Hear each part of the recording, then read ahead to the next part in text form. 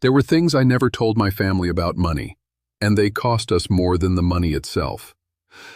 Listen carefully, because money does not stay hidden inside a marriage or a family. It just stays unspoken, and unspoken things have a way of leaking out sideways, years later, at the worst possible moment. I am 84 years old, and for most of my adult life I managed our family's finances the way I managed everything else, quietly, confidently, and almost entirely alone. I believed I was protecting Margaret and our children from worry. I have come to understand, much too late, that I was actually protecting myself from being seen clearly. My name is Harold. I am 84 years old. My heart is running at 38%. And today I want to share 6 money secrets I kept from my family. Secrets that felt reasonable at the time, and that I now understand cost us far more than the money itself ever did. This is not a confession about being reckless with money. It is a confession about being secretive with it, which turned out to be its own kind of damage. Before we continue, if you have ever kept a financial truth from someone you love, even with good intentions, please like this video, because almost everyone watching has done this at least once. Let's begin with the first thing. I never told Margaret our actual net worth.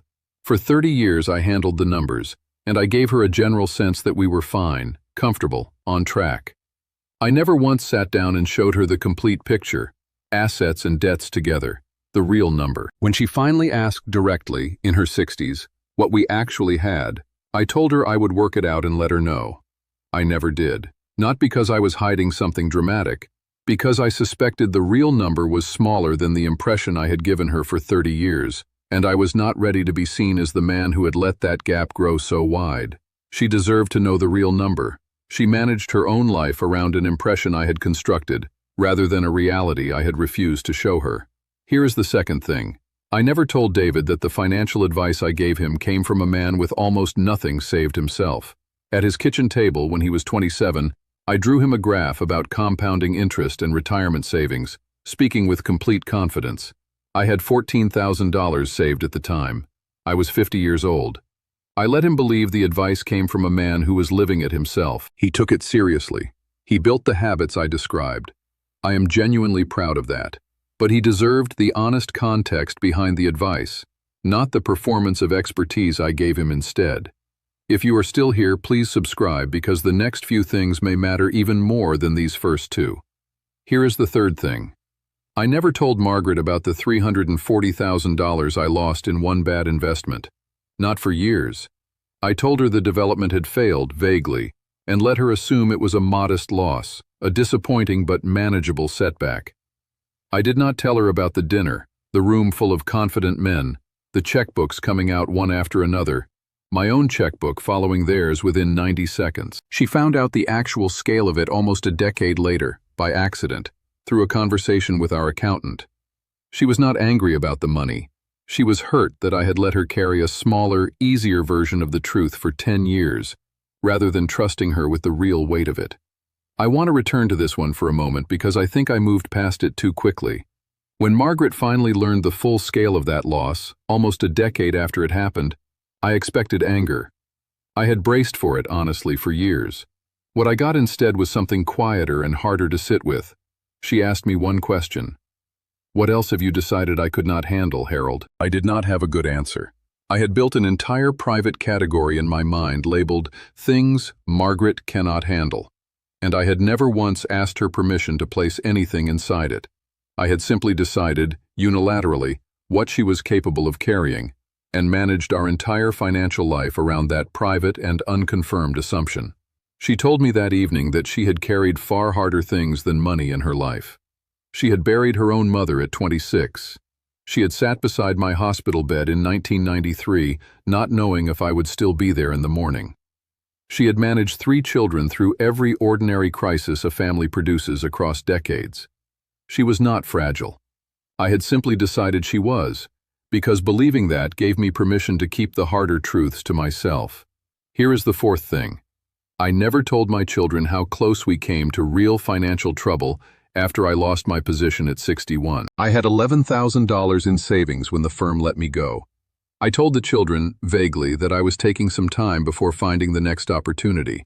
I never told them how narrow the margin actually was, How many nights I sat awake doing arithmetic that frightened me.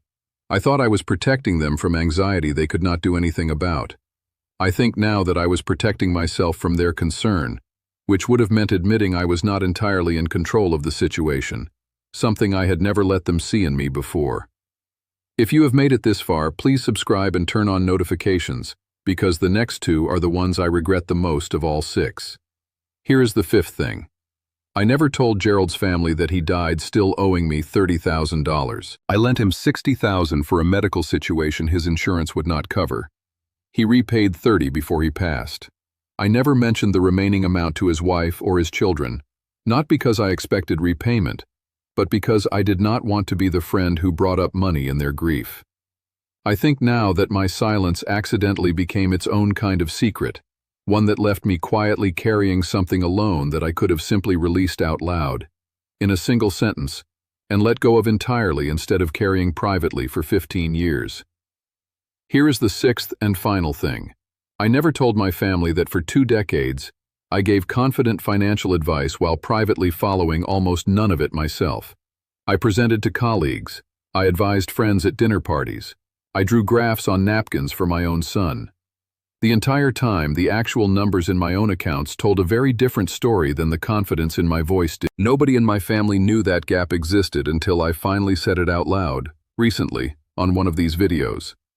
My daughter Claire told me afterward that hearing it changed how she understood me, not less, but more completely. She said she had always sensed something performed about my certainty around money, without being able to name what it was.